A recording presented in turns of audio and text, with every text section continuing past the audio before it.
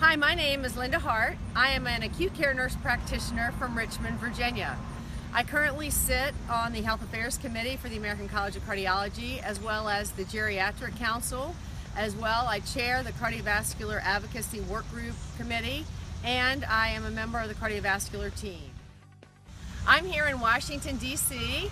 with the American College of Cardiology as part of the legislative conference, and today is Hill Day. So the team from Virginia is actually meeting with all of our congressmen and our senators about healthcare issues.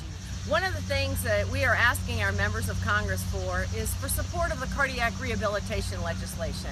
As we know in cardiology, that education and cardiac rehab really helps patients in terms of outcomes and quality of life and adherence, reduces morbidity and mortality, and also readmissions.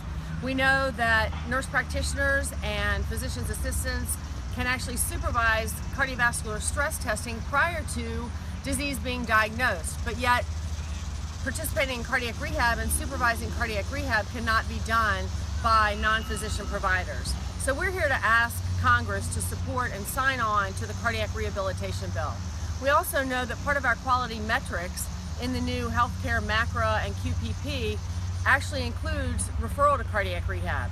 Yet because we do not have enough physicians to supervise cardiac rehab, it has provided a huge burden in terms of access for our patients all over the country. So we are hoping that they will sign on for cardiac rehab.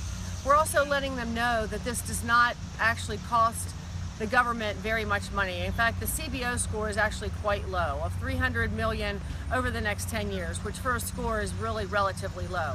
As well, in the bundles which have just been scrapped, cardiac rehab was actually included, and there was actually a financial incentive during that time for nurse practitioners to be able to supervise cardiac rehab.